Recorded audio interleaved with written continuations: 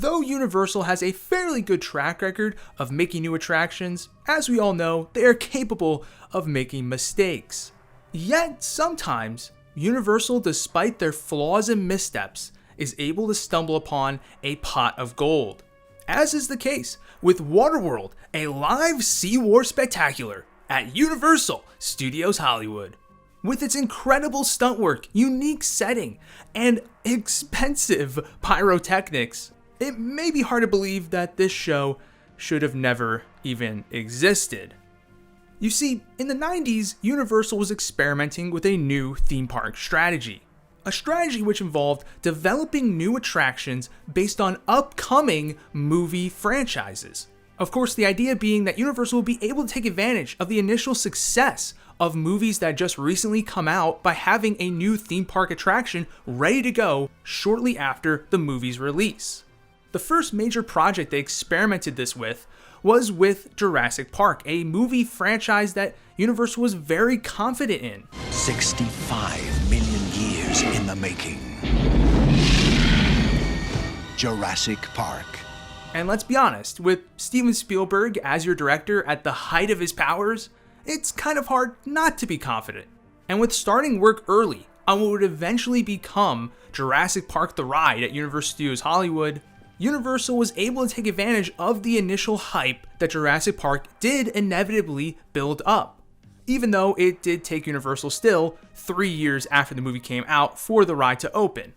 In fact, this quote-unquote win convinced Universal that they can't be waiting 3 years after a movie comes out to have their new theme park attraction open for it. It has to come out sooner. So Universal decided to implement their new, even more aggressive strategy on what they believed was their next surefire hit. That being WaterWorld, a classic right up there with Jurassic Park and the other legends of the 90s. Not quite. You see, leading up to WaterWorld's release, the movie was faced with a number of delays, setbacks, and had far exceeded its budget, making the movie far more expensive than Universal had expected. This, combined with a lackluster marketing campaign and poor audience reception, led to a box office bomb. But not your everyday average box office bomb. This movie was cited as being one of the worst financial flops in movie history. In fact, you could not read a single review that did not mention the financial performance of the movie. And when you take a look at the numbers, this does make sense. Adjusted for inflation to put it into today's numbers, the budget of this movie was just over $335 million. To put that into perspective, that is Avatar money. Avatar money in the 90s. That is insanity. And for a movie that features very little CGI, that's honestly even more shocking when you think about it. But that's just how much the movie cost to make. Then you gotta factor in marketing costs, which is estimated to be around $123 million today. Now that's actually much more in line with what the average blockbuster today is gonna spend on marketing. However, when you consider that the movie's budget was in the $330 million range, it actually seems somewhat low. A movie like Avatar would actually have a budget more like $200 million to promote the movie, so it doesn't seem like they actually spent enough to market the movie, which might explain its shortcomings at the box office. It then went on to gross, in total, $516 million at the box office. And you may be saying, well, wait a minute, the movie made more money than it cost to make, so it wasn't a flop at all. But what you have to remember is there's a reason why they call it a box office gross, and that's because roughly about 50% of that gross number goes back to the movie theaters. So really, once you take out the theater's cut, Universal only walks away with around $258 million, which of course results in a total theatrical loss of over $200 million, which at the time certainly did warrant giving it the title of a massive financial flop. For a movie that opens with a man drinking his own piss, this result is something that certainly was not unexpected. But don't get it twisted, folks. Though at the time, media pinned it as one of the worst flops ever. Even just this year, we've had flops over $200 million with The Flash and Indiana Jones and the Dial of Destiny. So even just this year, WaterWorld and Universal's own failings have already been outshined by Disney and Warner Brothers. Thanks a lot, guys. But regardless of this, WaterWorld still had the reputation of being a bad movie, flopping like a fish at the box office, and being Universal's biggest failure.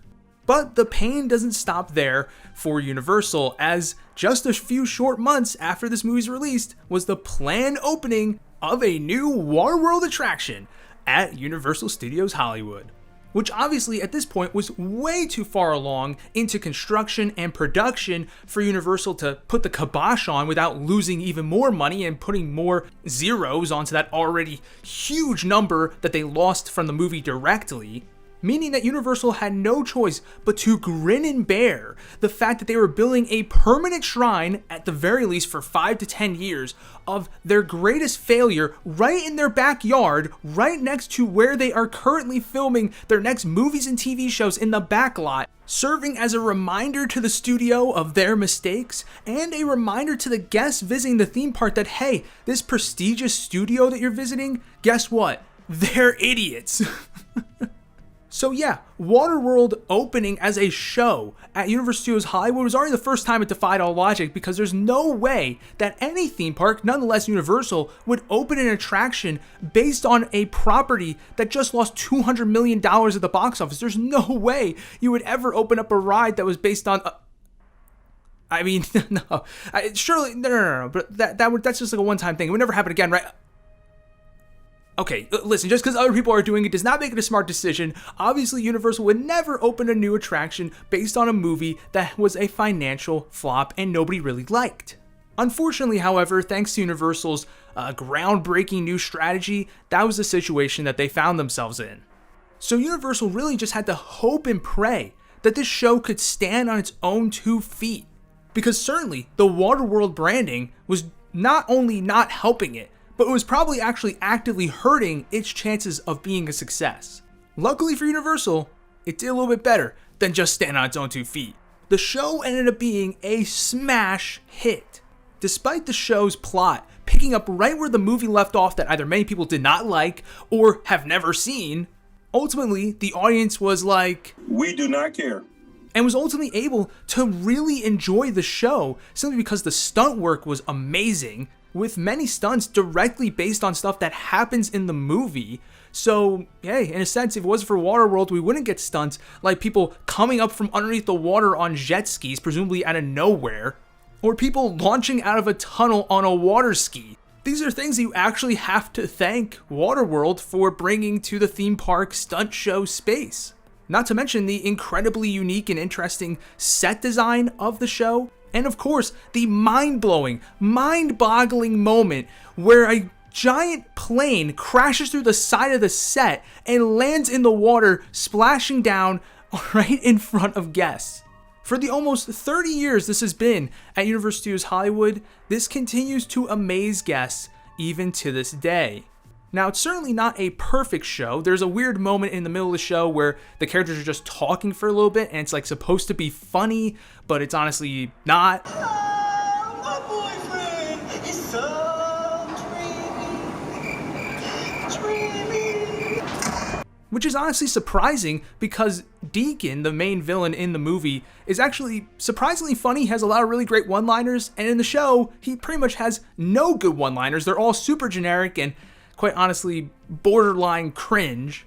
But despite all this, it is almost certainly the best show Universal has ever made. But WaterWorld doesn't just stop defying theme park logic there. It continues to do so, as years later, WaterWorld would open up at Universal Studios Japan in 2001. And then again at Universal Studios Singapore in 2010. And then again, even just recently, in 2021 at Universal Studios Beijing. Over 25 years after the movie first came out and flopped. The show has proven to be so popular and so high quality that Universal has been so confident in it to expand it to international audiences in their international parks, despite the fact that the brand name of WaterWorld holds no weight there whatsoever, especially today. This show's history makes absolutely zero sense in the context of how we know theme parks operate. By all accounts, this show should have been dead and gone only a couple of years after it started operating Universal Studios Hollywood, and yet it has not only stuck around, but is expanded to several parks in the Universal chain. There's really only one more thing that WaterWorld needs to do to continue breaking boundaries in the theme park world, and that would be to come to Universal Orlando. It's the only resort in the Universal chain that does not currently have the show. And you might be saying, why would this be surprising at all? I mean, if anything, with its success at the other parks in the Universal chain, it actually would make sense to come to Orlando, surely, right? Well, no, actually, because when you look at where it expanded to, in Japan, Beijing, and Singapore, at each of those locations, it opened with those parks. It has never come to a park as an addition since it came as an addition to Universal Studios Hollywood when it first opened in 1995. So then you may be saying, well, again, it makes sense because guess what? Universal Orlando is building a brand new theme park, Epic Universe. It can go ahead and open alongside that park and wouldn't have to stand alone in trying to market and sell itself to an audience who's not familiar with WaterWorld. Unfortunately, though, we have this one piece of concept art for Epic Universe, and based on construction photos, it seems like they're staying pretty true to what they are showing us here, and at the moment, there's no indication that a WaterWorld show is coming to the park. Now, it's still possible, maybe it does get added on, but if it doesn't open with Epic Universe, which, seems right now to have a bit of doubt on it, WaterWorld will be required to open as an addition to one of these Orlando parks, which is never done before. Would Universal really open a brand new attraction, have it be their big thing for that year that's based on a movie that came out 30 years ago and barely anyone even remembers?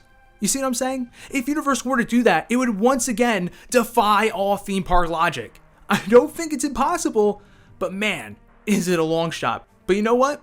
Don't ever tell WaterWorld the odds, because it seems to always defy them. And it is also worth mentioning that a couple years ago, Universal said that they had a WaterWorld TV show in development. So if that ever does actually come to fruition, perhaps that would revitalize the WaterWorld brand. But you know what? Even if WaterWorld weren't to come to Universal Orlando, I think there's still a possibility you could take the base features of the show and create a new show out of it based on a different property. I mean, we've already seen them kind of do this at Universal Studios Hollywood by taking WaterWorld and theming towards The Purge for Halloween Horror Nights.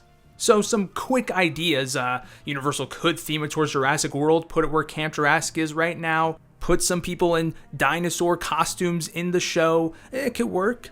Maybe take the water element and apply it to Marvel using Black Panther Wakanda Forever, have it be Namor versus Wakanda, put it where the Toon Lagoon Theater is, right between Marvel Superhero Island and Toon Lagoon. Of course, obviously working with Marvel and Disney is a hurdle there, but just an idea. So let me know what you guys think in the comments. Do you think that WaterWorld has a chance to come to Universal Orlando, and if so, in what fashion? And what you think the most impressive part of WaterWorld's history has been? Love to hear what you have to say, and I'll see y'all next time. Peace.